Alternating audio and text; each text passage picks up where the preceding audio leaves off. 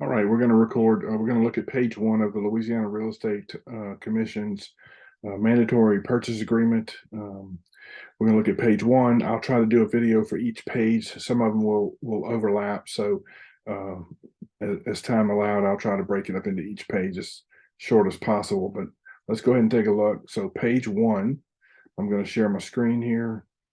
And here we go. So this should look familiar to everybody. So the Louisiana Real Estate Purchase Agreement. So here we go. I put the address of the property. Be sure you're on page one. You're going to put the address of the property on the top of every page, along with the date the contract is being written.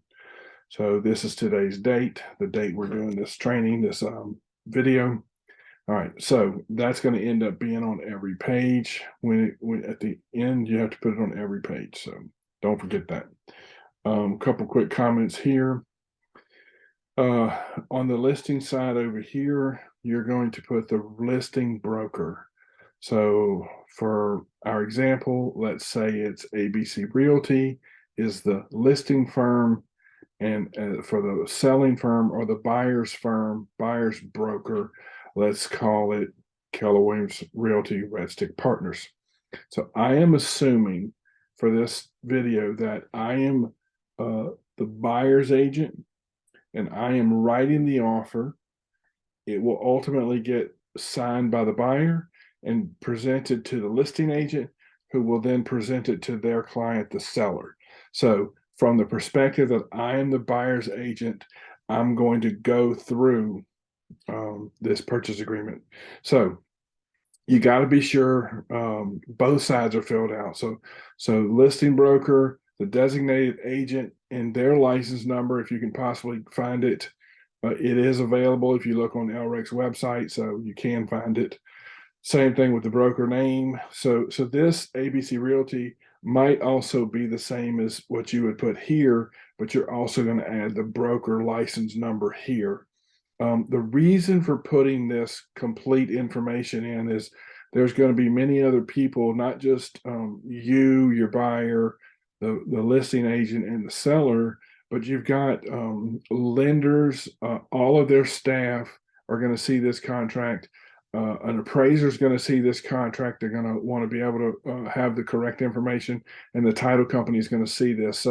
So literally dozens of people are going to be relying on the information that you put here. So please be thorough and complete and accurate. All right. So the other thing is, the agent's phone number, the most likely number, I would typically put a cell phone number here and the office number for their brokerage. So if somebody wanted to call a broker and had a question directly, this would be the number they would call. And then the same thing on both sides, my brokerage firm, because I'm this buyer's agent, my information, my license number. Again, Keller Williams Realty Red Stick Partners, and the broker's license number. Same thing with phone numbers, etc. All right. So the next thing that is extremely important, these two email address fields. One for the listing agent, one for the buyer's agent, must be filled out. This email address must be the email address that when you email documents from this paragraph right here, this paragraph talks about who can receive electronic communications, and it literally says deliver notices to the buyer's agent at the email address shown above. So that is referencing this field right here. So this must be accurate. I'm going to put my email address that I want all communications to come through. I'm going to put this email address as the listing agent's email address, and make sure that I check off both boxes here. Once you send this offer to the listing agent, they can't change anything. So as the buyer's agent, I'm creating this document. I need to check both boxes so that when the clients sign this contract, when the buyer and seller sign the contract, they are signing and authorizing that this electronic notifications can be delivered to the person at the address above. So for effective delivery, this is extremely important.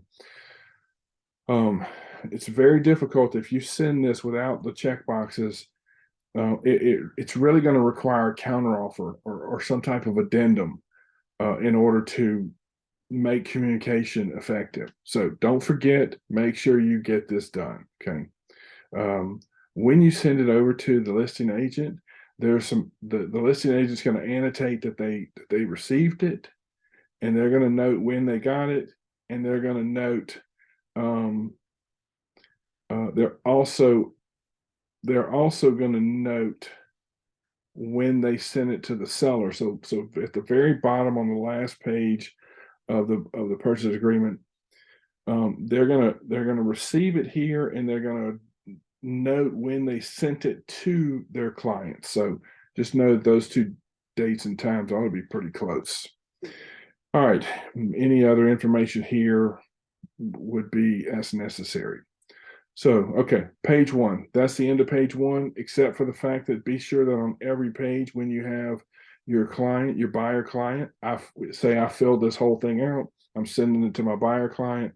I need to make sure my buyer clients, whether it's one or two, or there's a place for 4 of them on here. I've actually had deals where I had 9 clients on the selling side. So just make sure you got everybody's initials. You typically won't have more than 2 buyers, partners, spouses, whatever. You typically only have 2. So if you run into some situation where you need more, put them in below. Just kind of put their initials, add their initials below. But beyond 6, it may require some other form, attached that says that they're signing an initial on every page, kind of thing. But that's going to be rare. We can talk about that. If you have that special situation, call me. We'll talk about it. All right, that's the end of page 1. Thank y'all so much for checking this out, and see you on page 2.